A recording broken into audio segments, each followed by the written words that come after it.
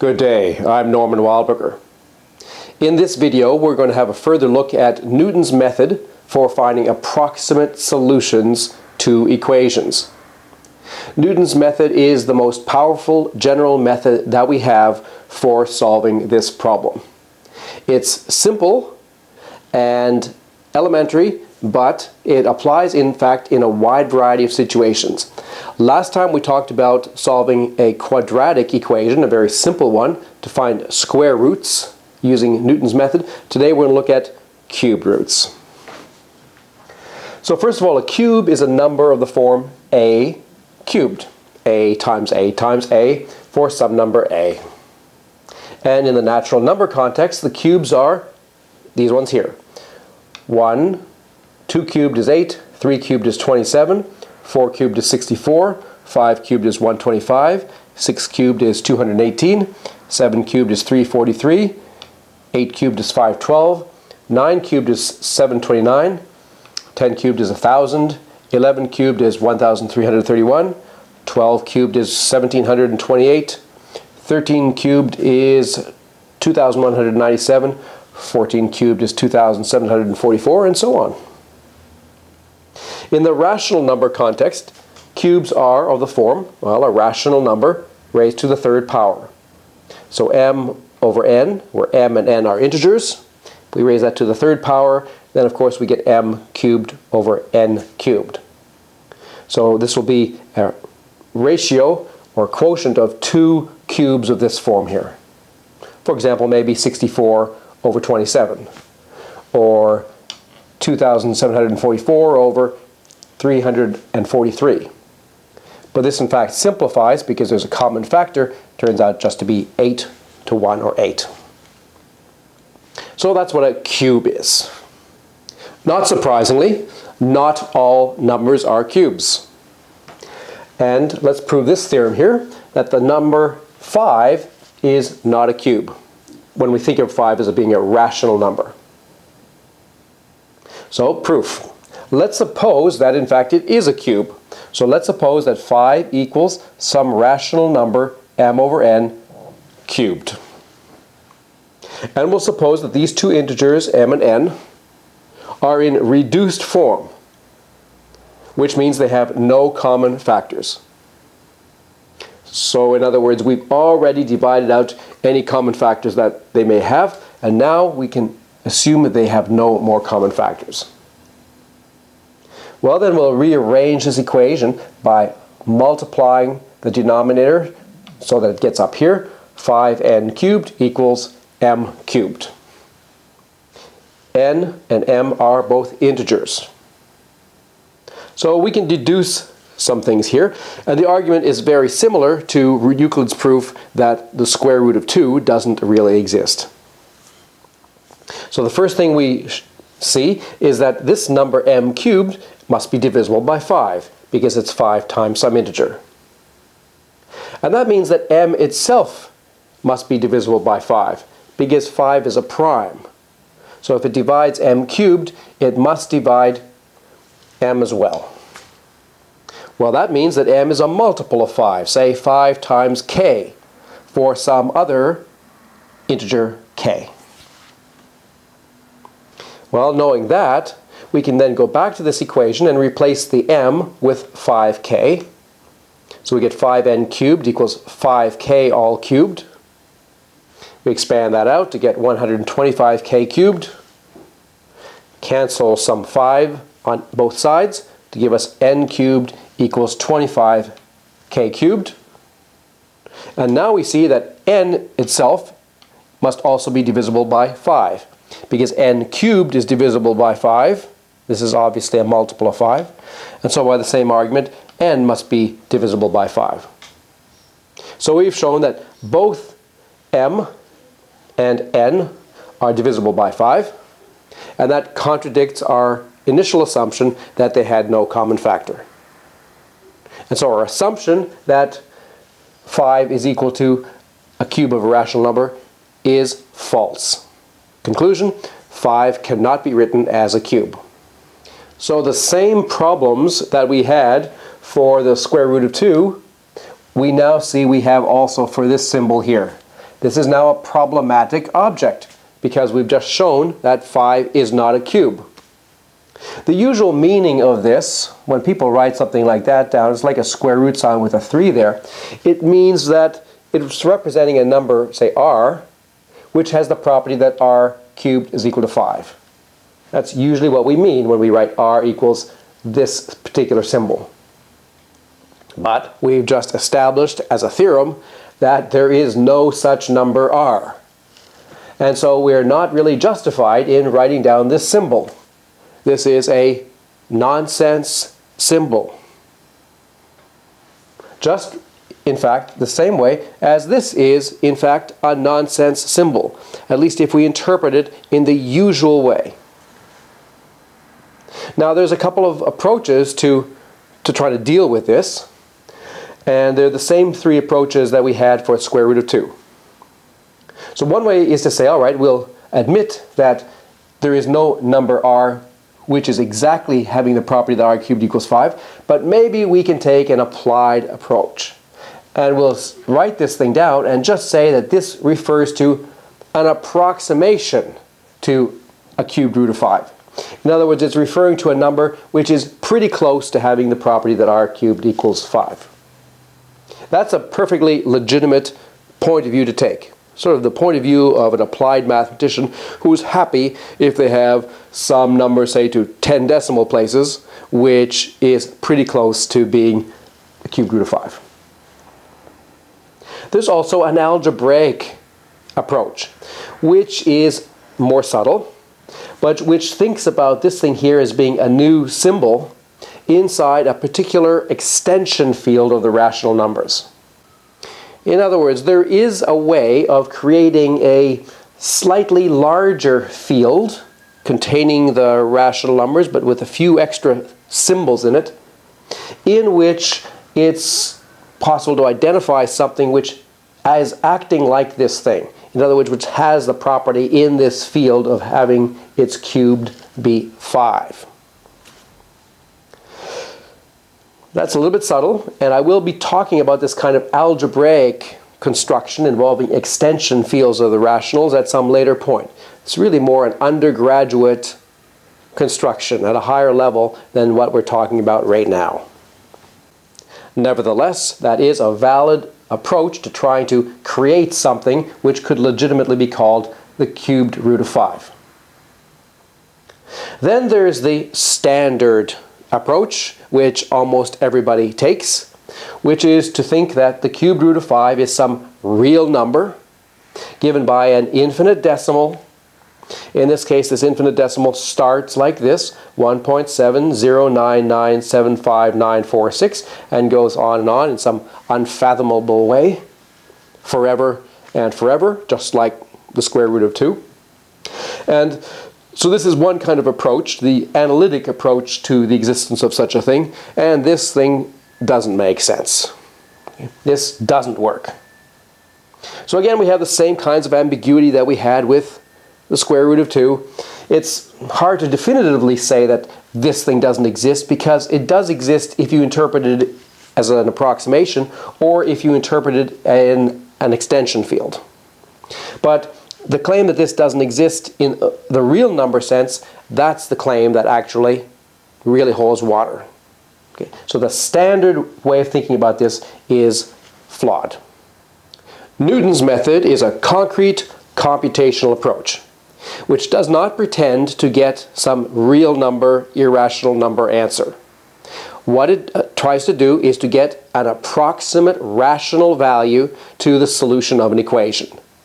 And that's what it succeeds very well at doing. So let's have a look at Newton's method for solving x cubed equals 5 approximately.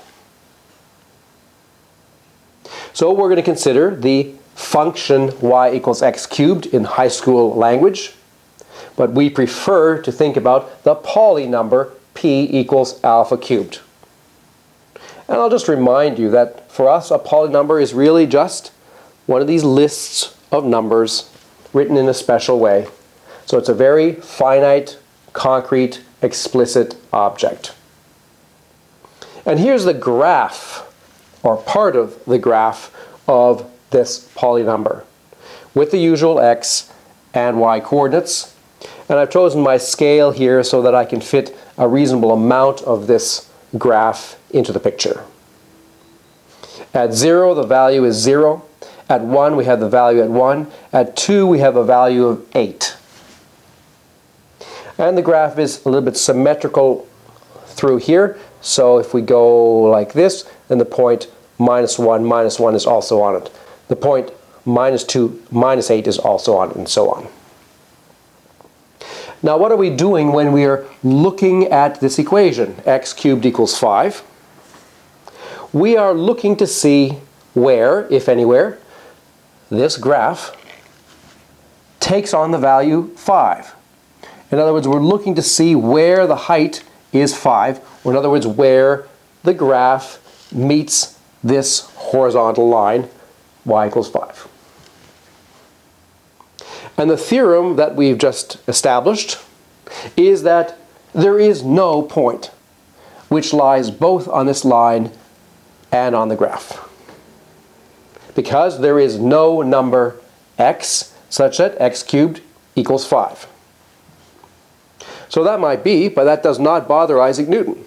Isaac Newton says, that's fine, I don't care. We are going to find numbers which are close to being both on this line and on this graph. And if we're close enough to having those two properties satisfied, that's going to be all what we need for the vast majority of concrete problems. So, what is Newton's strategy? The strategy is to choose an initial guess. Let's say, for the sake of argument, r1 equals 1. So we're going to choose a point on the x-axis as our first guess.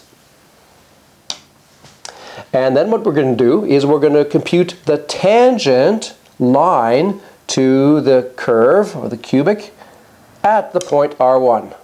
So the tangent line to the curve that goes through that point there. That's in red here. And we're going to see where that tangent line meets this line y equals 5, in that point there. And if we look down, we'll see what the x-coordinate of that point is. And we'll call it r2. So we start off with r1, we go up to the curve, make a tangent, see where that tangent meets y equals 5, and then come back down. That's our second point. And then we're going to continue that. So from r1 to r2 to r3 and so on. And Newton's idea is that these numbers here will start getting closer and closer. They will start bunching together. And they will bunch together closer and closer to a point over here which is approaching the curve. So for example, at r2, if we would have to go all the way up to this point on the curve, look at the tangent line at that point, and then again look to see where it meets the y equals 5 line right there, and then that would be our third point, r3. So that's the idea. We're going to find r1, r2, r3, and see sort of where those points are headed after we compute a fair number of them. And the obvious sort of technical thing that we need to be able to do is we need to be able to calculate a tangent to this curve at some arbitrary point. So knowing the base point r here, what is the equation of that tangent? And that's exactly what the algebraic calculus does so pleasantly for us. So how does that work? Well, we're starting with the polynumber alpha cubed. So the first thing we do is we have a look to see what translation does to that polynumber. So we evaluate it at alpha plus r, where r is some unknown quantity that we're translating by. We get alpha plus r cubed. We expand that out using the binomial theorem in powers increasing of alpha. And then from that we get the Taylor expansion of the polynumber at r by taking this and replacing alpha with alpha minus r. So this reverts to just p of alpha, and here these alphas are replaced with alpha minus r's. So this is just a rewrite of the original Pauli number. If you expanded this all out, you'd find everything cancels and you would just get alpha cubed. But it's a rewrite that expresses it as a sum of powers of alpha minus r rather than powers of alpha. And it's from that that we can read off the tangent line immediately. So the tangent line is what we get when we suppress the degree 2 and 3 terms. So we're just looking at this part of it. R cubed plus 3r squared times alpha minus r. That's the first tangent to P at r. And we can expand here a little bit. So we get 3r squared alpha as one term, and then the 3r squared times minus r, there'll be minus 3r cubed, combines a little bit with this to give us minus 2r cubed. So this is a more compact form for the tangent line. If you like to think in terms of x and y, this is the line y equals minus 2r cubed plus 3r squared x. X is playing the traditional role that we're using alpha for. So if we had an x-coordinate r here, then the equation of this line here, the tangent line to the curve at the point above r, that's exactly this. And now we're interested in where that tangent line meets this line y equals 5. So we need to set the equation of the tangent line equal to 5.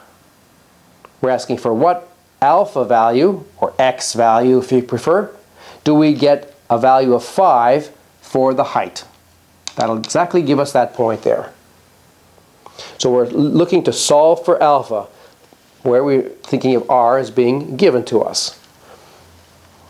And then when we do that, we get alpha equals, let's bring this to the other side, then divide by 3r squared. We get 2r cubed plus 5 all over 3r squared. So what that is the x-coordinate of this point right here. Let's call it r prime. And it's pleasant that it can be rewritten in an interesting way. We can take the 1/3 out, and then we have a 2r, because the r cubed and this r squared cancel a little bit to give us 2r, plus 5 over r squared. And when we look at it this way, we can see a convex combination of numbers. In the quadratic case, we had an average of 2 numbers. This is also something of an average, but it's a weighted average. It's 2 times r plus 1 times this, all divided by 3. And that has an interesting geometrical interpretation. It means that if you have r there, and if you compute 5 over r squared, say that's over here, then this value that we're getting, r prime, is in between here and here, and it's in the ratio of 1 to 2.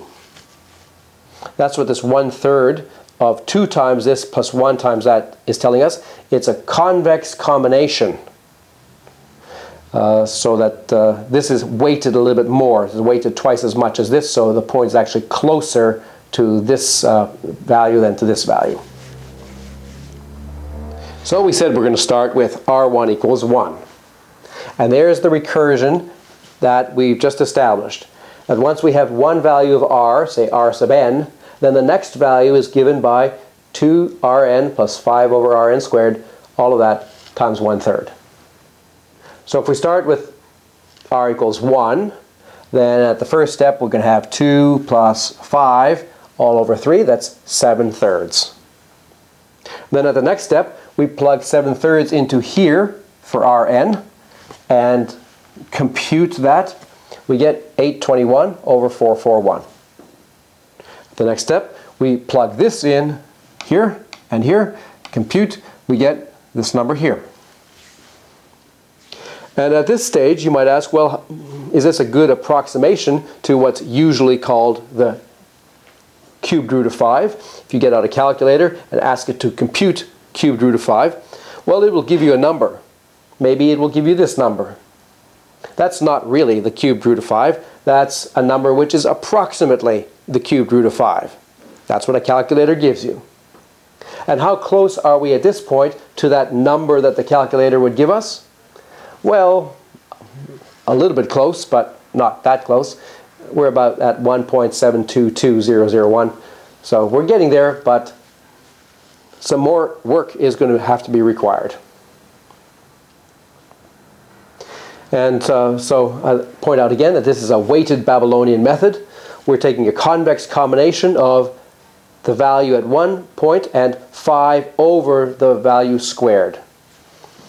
Rn, 5 over Rn squared, and the new value Rn plus 1 is somewhere in between here, weighted in the ratio of 1 to 2. So here's a natural question, I suppose. Is this 2 to 1 ratio that's occurring here, this 2 and this 1, is that kind of optimum? Is that optimum weighting for approximating quickly? Suppose we had done the standard Babylonian thing and just taken the average between Rn and 5 over Rn squared.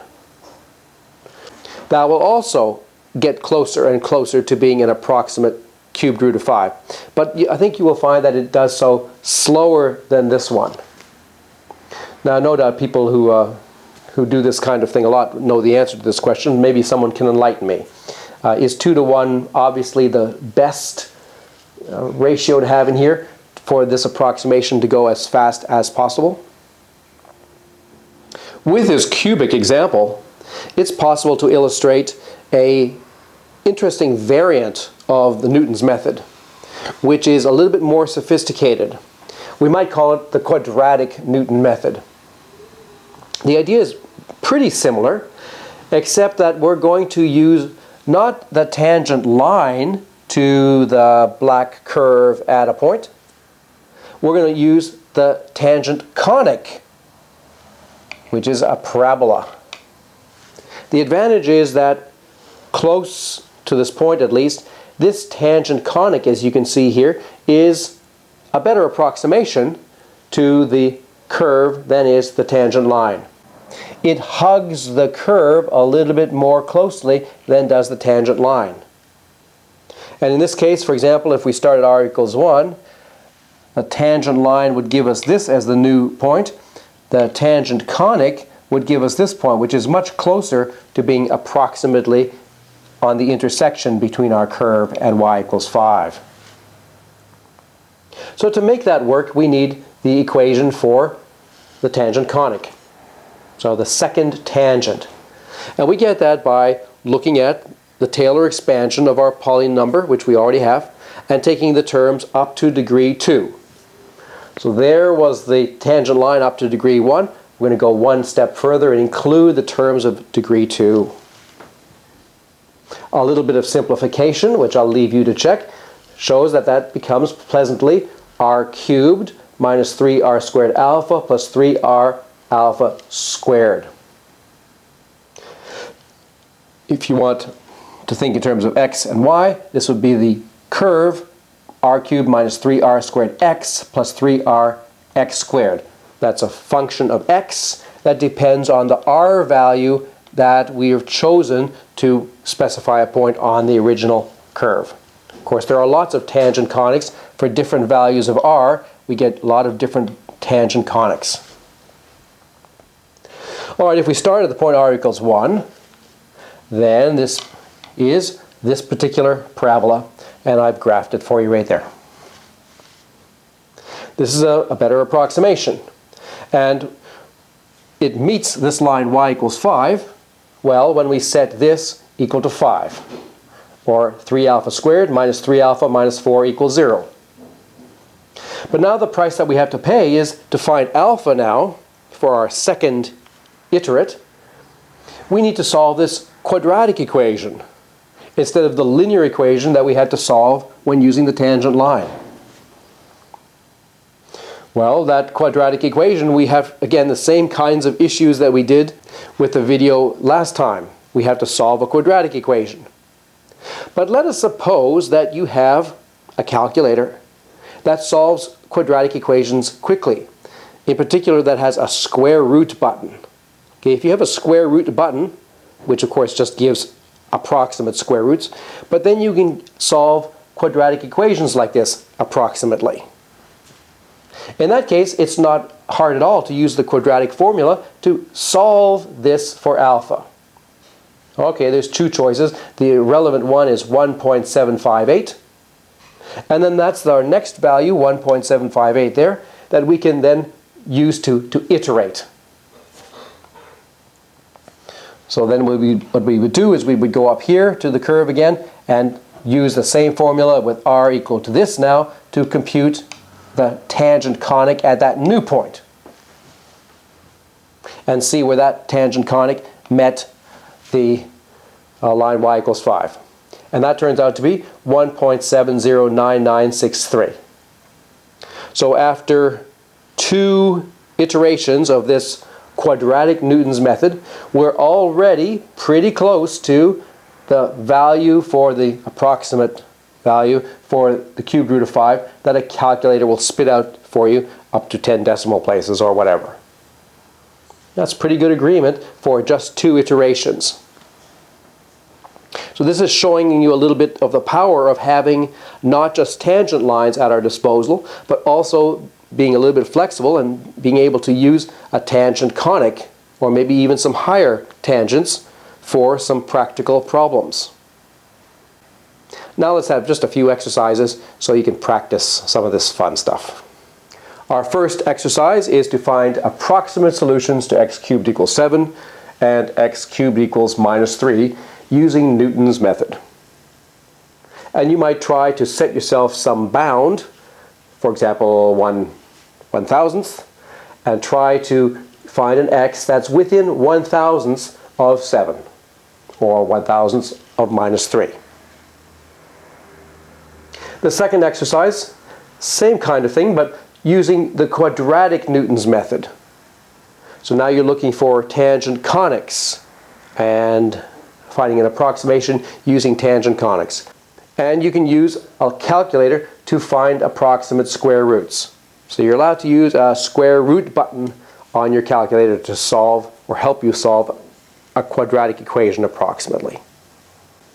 This Newton's method that we've been talking about is quite a lovely thing, and next time we're going to apply it to more general quadratic and cubic equations.